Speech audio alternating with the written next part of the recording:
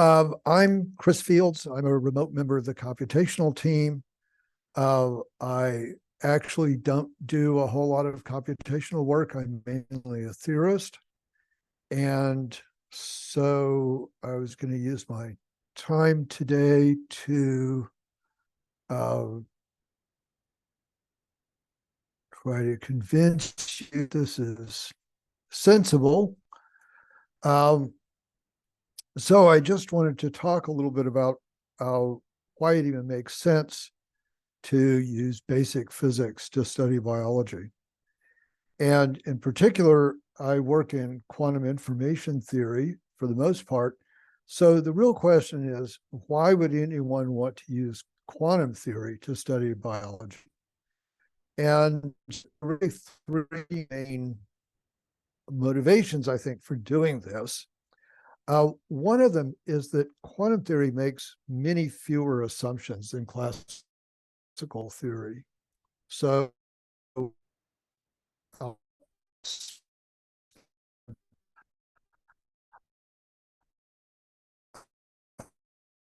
so that's a huge assumption in classical physics that quantum theory doesn't make. So one Sorry, can ask, Chris. Sorry yeah, to interrupt. What's a huge assumption you're cutting out?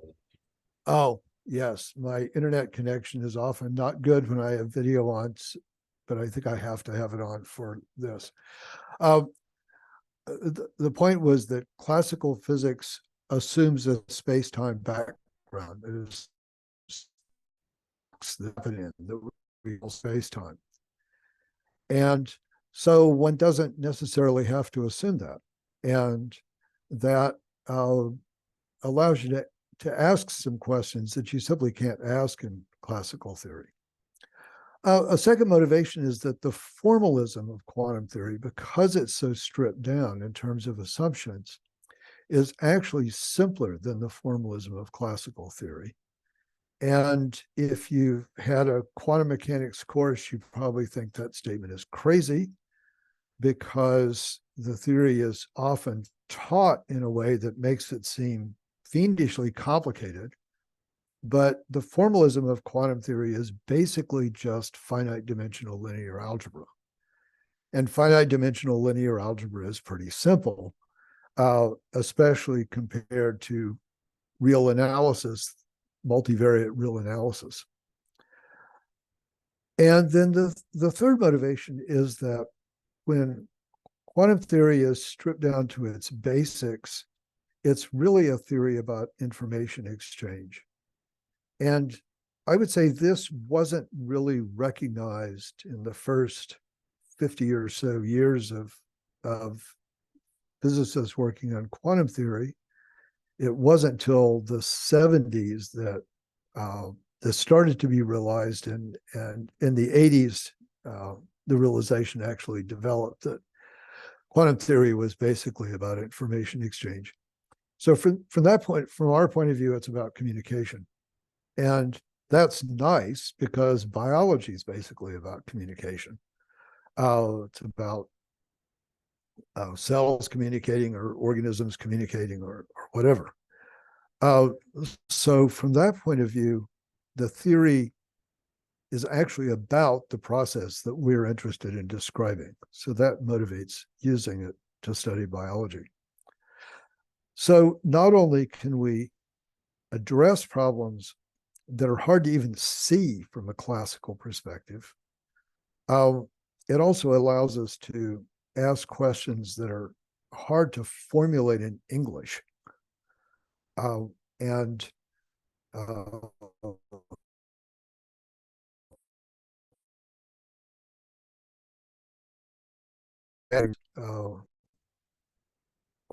questions that are very vague in English can be asked fairly precisely using the theory. Can I ask a So very I just want to, naive question?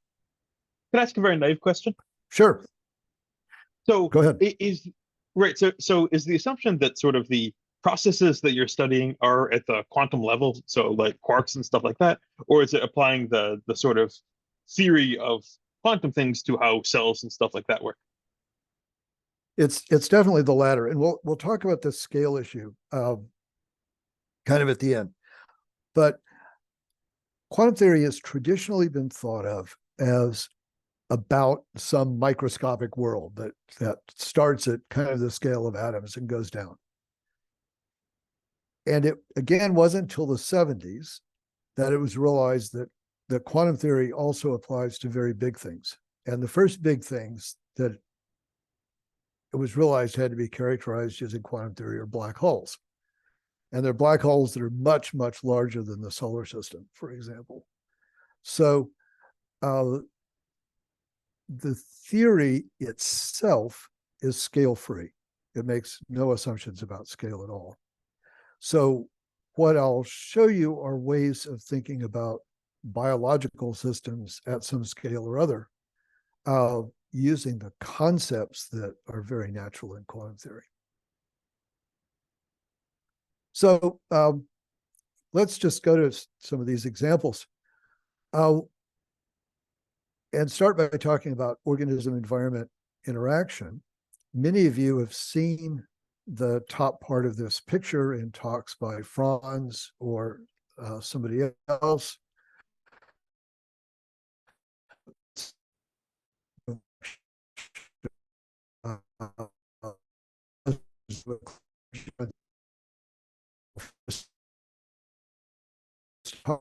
For in 2013. In talking about organism-environment interaction in this classical context, one identifies 4 different populations of states and a large number of connections. These connections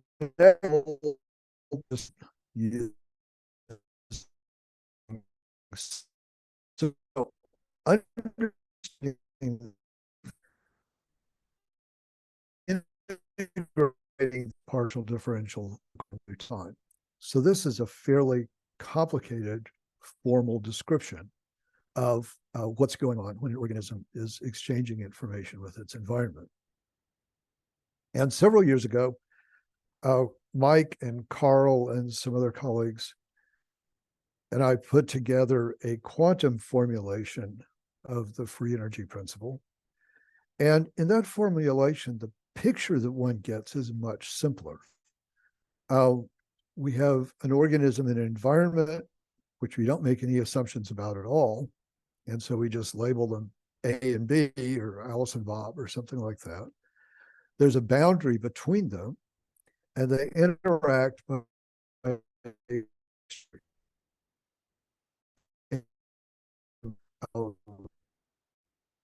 Chris, are you able to repeat that? Your connection's very unstable. I'd like to know what you're saying. I'm sorry. We formulated the free energy principle in quantum theoretic terms. And in those terms, it's actually very simple. We have 2 systems, A and B.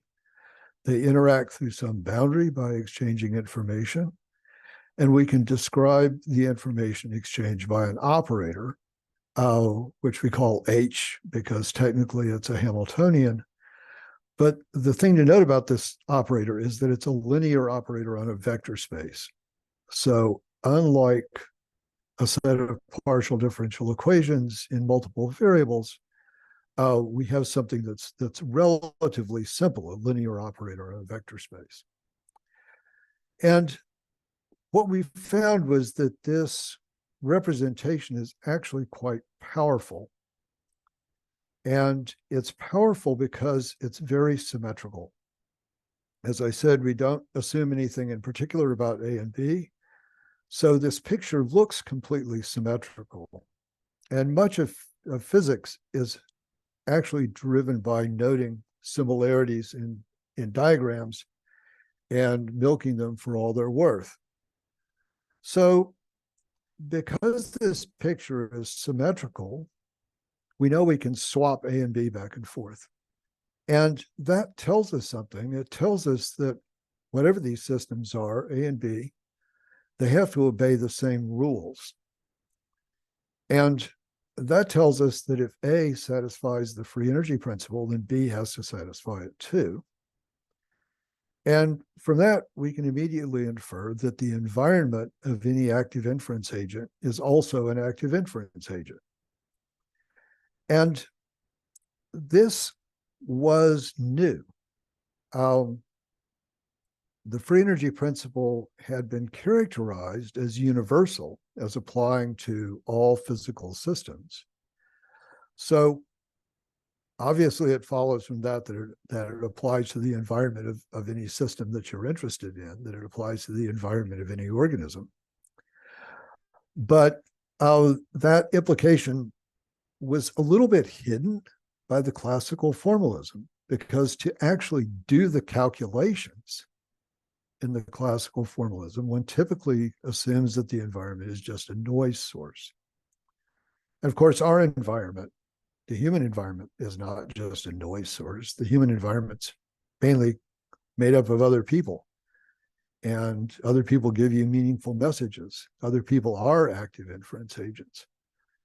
So treating the environment as a noise source is an approximation that makes doing the math easy, but it's not very realistic. And in this quantum information formalism, the fact that the environment is also an active inference agent, it just leaps out at you. It's completely obvious. So that illustrates the simplicity of thinking of things this way. And Mike and I actually wrote a paper last year talking about development and evolution from this point of view, and pointing out that if the environment is an active inference agent, then what it's doing all the time is trying to make the behavior of some organism more predictable by it. And so this gives a picture of evolution in which the environment plays a very active role. It's not just weeding out organisms that aren't very smart. It's actually trying to get the organism to behave in a way that's more predictable for the environment. And again, we're not making any specific assumptions about what the computational powers of the environment are. But if you again translate this into human terms or the terms of any social organism, a social organism's environment is made up of other social organisms, and they do try to train the system of interest to be more predictable. And this actually is pretty closely related to what Wes just talked about. So we can draw pictures like the one that I show down here that show the situation of, say, cell division from the perspective of a stem cell, which I've labeled S, or from the perspective of the environment. From the stem cell's perspective, it's creating copies of itself, which it can predict because the copies are much like it is. And it's trying to fill the environment up with those copies. And doing that makes the environment more predictable.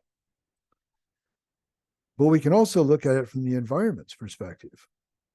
And from the environment's perspective, what the stem cell is doing is effectively increasing the environment's computational power, which gives the environment more ability to predict what the stem cell is doing. So this dual way of looking at things kind of makes sense biologically. And again, it's something that the physics kinds of forces you to take seriously in this case. So here's some other implications of these sorts of symmetries of the interaction.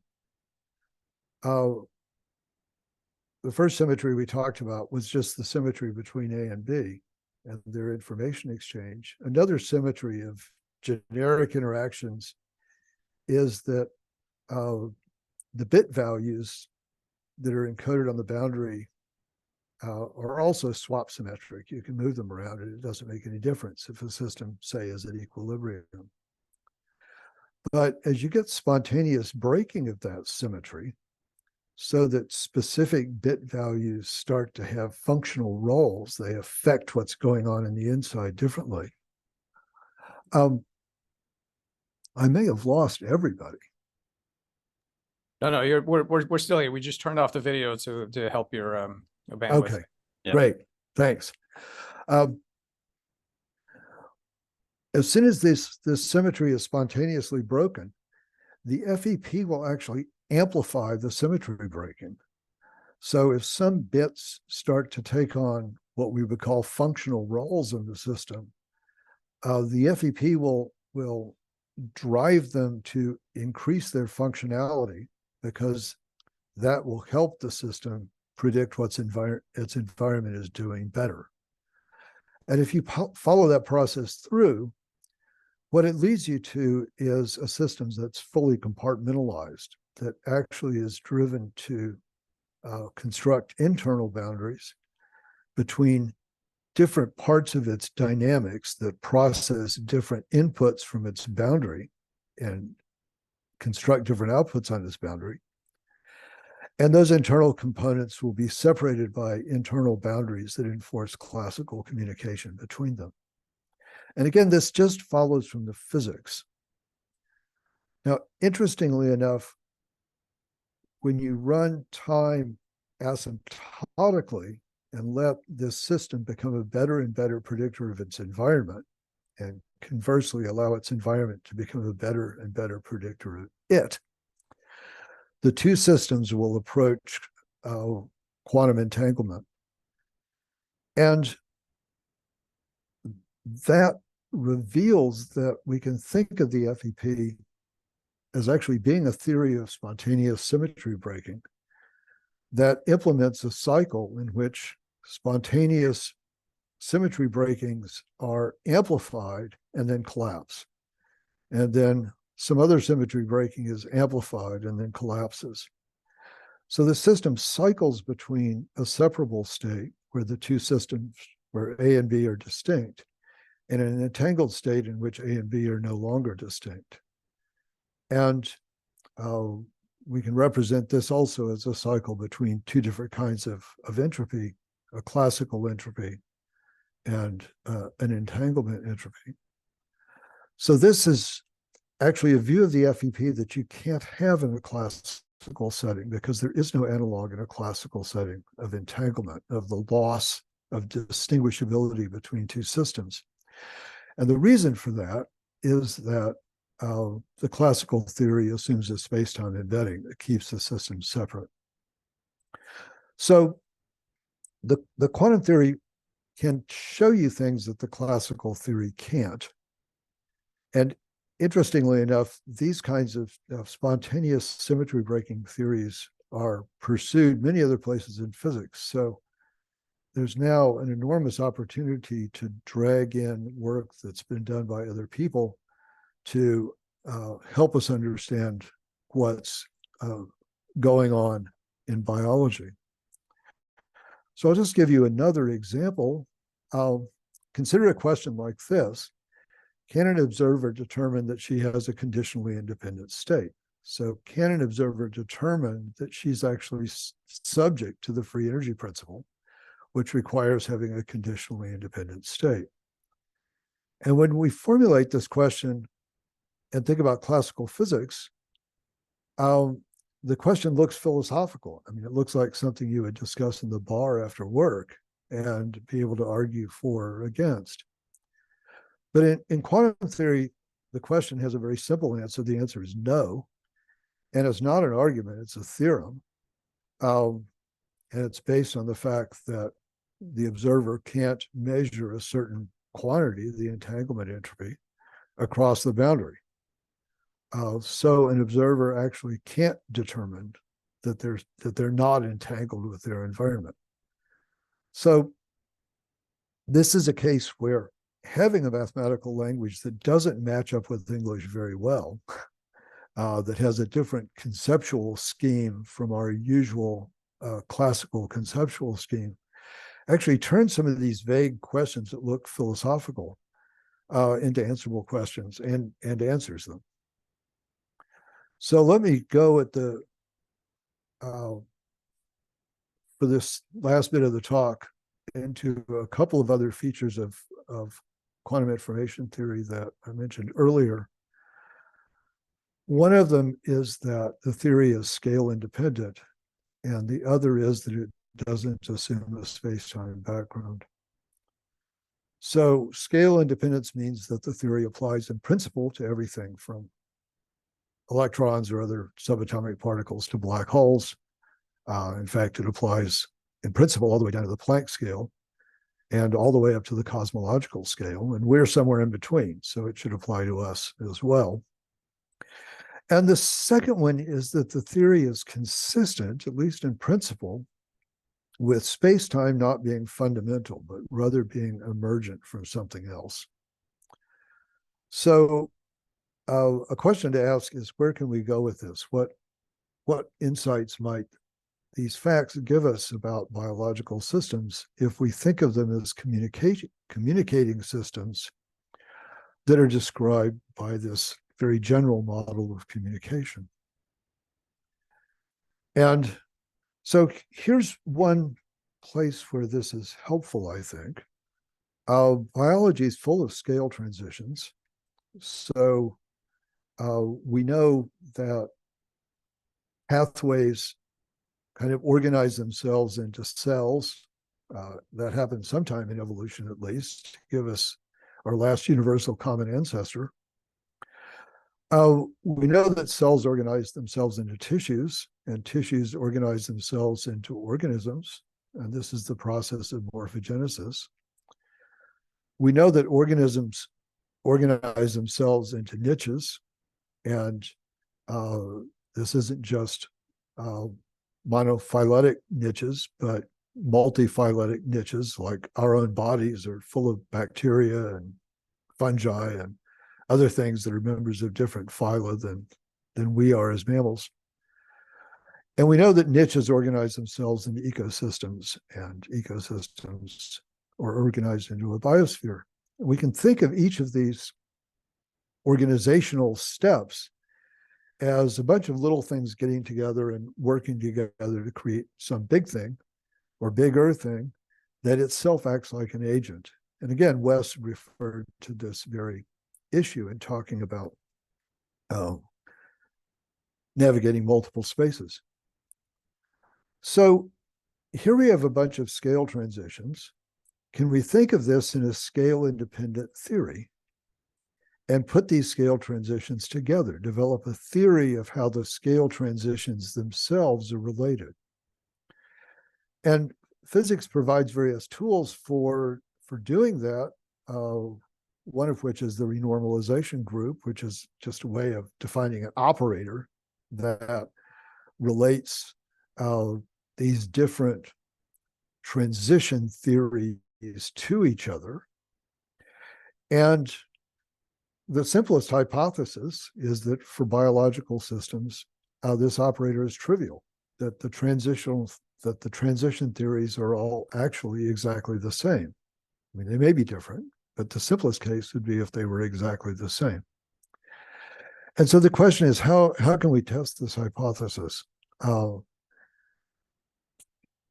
I think a lot of the things that we're doing in the lab are trying to test this hypothesis at some scale or other by working out exactly what the transition theory is, exactly how tissues, for example, organize themselves, or how cells organize themselves.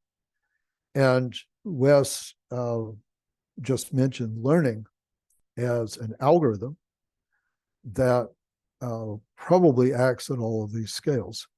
So we may be able to think about a set of algorithms that actually implement transition theories at each of these scales and ask about what those algorithms are and if they're the same at every level. And I suspect that it'll turn out to be that the answer is yes, that this tower of transitions is actually trivial.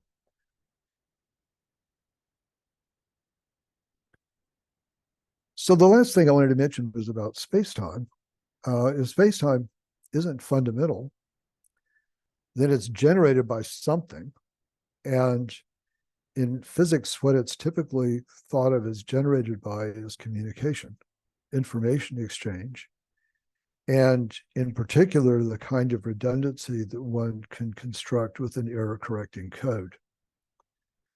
And so one of the main things that I'm currently working on is error-correcting codes and the extent to which error-correcting codes can generate the kind of redundancy that allows you to impose a set of coordinates on something that can represent the positions of systems, the positions of objects. And we know that organisms do this. We know that organisms implement this cycle between having some sense of space-time, which requires a memory, and memory allows the representation of objects and object persistence. So it allows the representation of objects as things that have an identity that's maintained through time, which is a precondition for being able to detect motion. So memory lets you actually see change in the world, lets you see kinematics and dynamics. And if you can see change, you can see objects move around. So you can see spatial redundancy, and that allows you to correct errors. Because you can move an object around, you can make copies of an object and put copies in different places and access different copies if one of them is corrupted and so forth. And error correction gives you a more robust representation of space-time because it reveals the symmetries of space-time, things like translational invariance and rotational invariance and so on. So a general question becomes, how does this work? How does this cycle work? What sorts of systems can implement this cycle? Is it implemented by all living systems in some way? And that's a large open problem. And if you look at phylogeny, and here I'm just showing animal phylogeny, which is a tiny little edge of the whole phylogenetic tree, which is mostly microbial. We only know anything about ontology, so we only know anything about the representation of space-time and objects, as far as I know, in 3 different parts of this huge phylogenetic tree of animals. We know about them in the vertebrates. We know about them in the complex cephalopods like octopus. And we know about them in some insects and spiders, for example, honeybees. But we don't know anything about them really in almost all of phylogeny. So this question of the extent to which living things employ a space-time representation and have some sense of what an object is, even a conspecific, for example, some way of tracking objects through time, is a very open question. And it's hopefully a question that we can address experimentally in more systems than just these 3 classes of systems where it's been addressed so far. So with that, I think I'm actually close to out of time at least.